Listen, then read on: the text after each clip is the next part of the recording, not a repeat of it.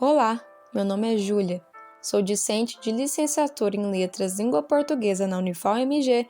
e esse vídeo foi feito em parceria com meu colega Evaldo.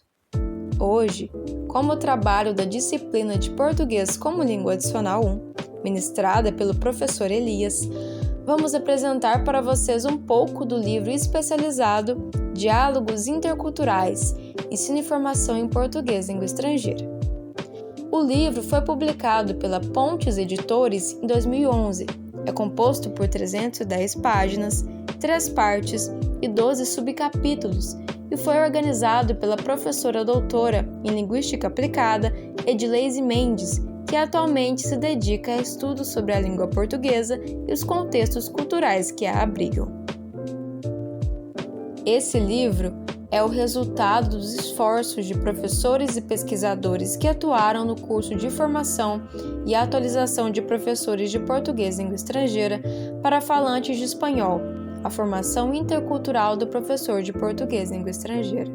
realizado pela Casa do Brasil, em Buenos Aires, na Argentina, em parceria com a Universidade Federal da Bahia, entre 2009 e 2010. A obra, feita por professores para professores, aborda aspectos relativos às diferentes dimensões que integram o ensino-aprendizagem de uma língua estrangeira, se preocupando com a formação mais ampla do professor, uma perspectiva intercultural e crítica. Nesse sentido, esse material foi pensado para que o professor possa compreender o português em sua face linguística e sua importância como língua de cultura, representativa do que somos e do que fazemos quando interagimos através dela.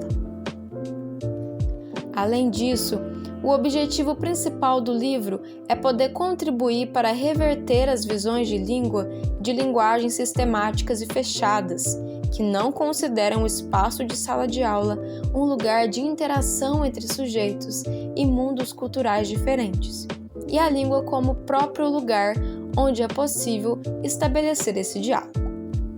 A primeira parte do livro, intitulada Mapas Culturais, Identidades, Culturas e Representações em Diálogo, inclui os textos que traçam mapas culturais mais amplos, relativos às línguas e culturas em diálogo no livro. Aqui, o português e o espanhol. Elvira Arnoux, no texto inicial intitulado Identidades Nacionais e Regionais, em torno de uma legislação linguística, discute as diferentes políticas em prol de uma desejada integração linguística e cultural na América Latina. Ela foca, sobretudo, na emergência de que as diferentes nações reconheçam a importância da aprendizagem das línguas majoritárias, o português e o espanhol, sem deixar de valorizar as outras línguas que caracterizam a trama identitária latino-americana. No texto de Márcia Parachetti, intitulado Diálogo Intercultural entre o Português e o Espanhol, há o estabelecimento de um confronto entre o português e o espanhol, mas sempre de um ponto de vista a abarcar as relações culturais e interculturais que caracterizam essa relação. O texto de Tatiana Lima, intitulado Língua e Identidades na Cadência da Canção Brasileira, convida professores, alunos, pesquisadores e outros interessados a viajarem pela história da canção e da música popular brasileira a partir da década de 60. A autora apresenta discussões interessantes sobre o rock, a bossa nova, Caetano, Gil, Rita Lee, entre outros que fizeram e fazem parte da história cultural e artística na construção da identidade brasileira. De modo bem semelhante, o artigo de Marcos Botelho intitulado Luz, Câmera, Nação, o cinema brasileiro e a reinvenção, nos convida a uma viagem pelas telas do cinema brasileiro, onde podemos compreender as relações entre linguagem, arte e cultura ao acompanharmos as diferentes produções cinematográficas nacionais e os seus modos de representar o Brasil. Nessa viagem, professores e alunos se veem motivados a conhecer de outro modo o Brasil e as representações de sua língua e de sua cultura através do cinema e também da música, como apresentado no artigo anterior. Tudo isso contribui para que os professores conheçam e façam dessas artes um ponto de partida para o seu trabalho de ensino-aprendizagem. A segunda parte do livro, intitulada Diálogos Interculturais no Ensino e na Formação de Professores de Português Língua Estrangeira e Português como Segunda Língua, reúne trabalhos que discutem as questões interculturais que permeiam o ensino-aprendizagem de português língua estrangeira, com especial atenção para os processos de formação de professores. No texto inicial, intitulado O Português como Língua de Mediação Cultural, por uma formação intercultural de professores e alunos de português língua estrangeira, Edileise Mendes apresenta algumas perspectivas de ação para a construção de abordagens para o ensino de português língua estrangeira, refletindo sobre o planejamento de cursos e a formação de professores. Baseada em sua experiência em sala de aula como formadora de professores de português para falantes de outras línguas, a autora defende que as relações interculturais é que devem guiar as experiências em sala de aula. Isso implica em formar professores mais críticos e conscientes do seu papel de mediadores culturais. O texto de Maria Luísa Ortiz Álvares, intitulado Políticas de Difusão e Formação Crítica em Português Língua Estrangeira, por uma formação por competências, enfoca a formação do professor em uma perspectiva crítica e reflexiva, pensando em modos de promover a revitalização da área. Para isso, ela toma como pano de fundo para o seu trabalho as políticas de difusão do português língua estrangeira e alguns contextos nos quais a área tem se expandido.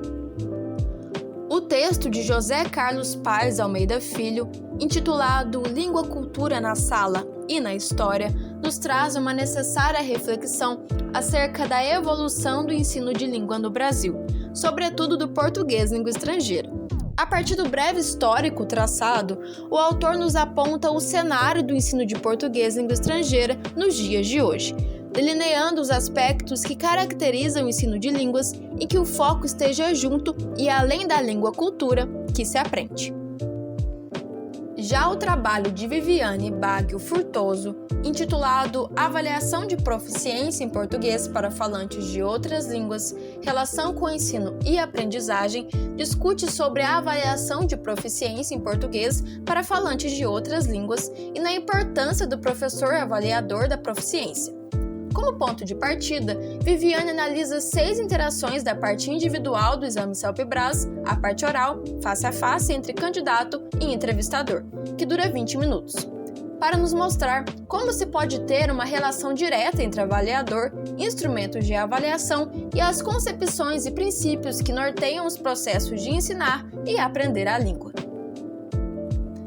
A terceira e última parte do livro, intitulada Perspectivas para o Trabalho em Sala de Aula de Português Língua Estrangeira ou Português como Segunda Língua, reúne os textos que colocam em evidência diferentes possibilidades de abordagem de temas de interesse do professor de Português Língua Estrangeira, sobretudo em seu trabalho em sala de aula.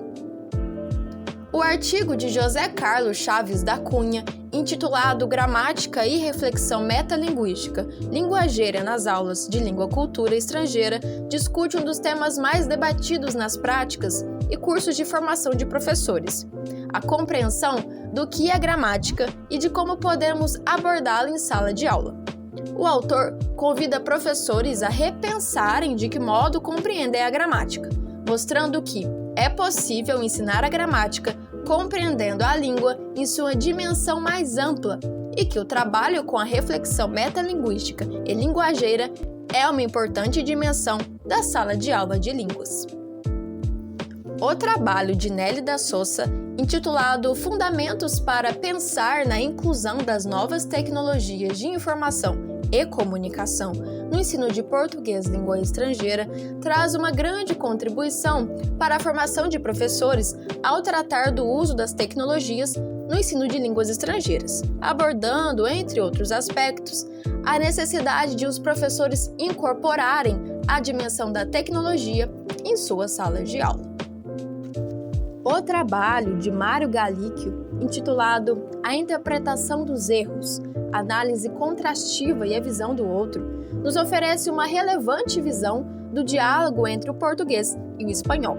A partir de uma perspectiva contrastiva de análise, o autor ao considerar e analisar produções de textos reais dos alunos, mostra que, mais do que problemas de incompreensão, o que estão em jogo são modos diferenciados de ver o outro, portanto, ancorados também em sistemas culturais e não apenas linguísticos.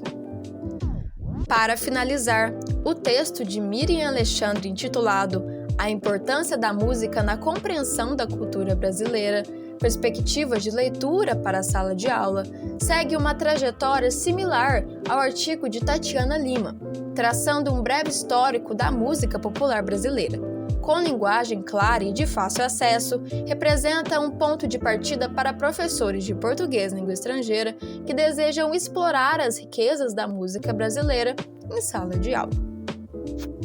Esperamos que tenha compreendido um pouco mais sobre as dimensões interculturais do ensino de português língua estrangeira. Muito obrigada pela atenção e tchau!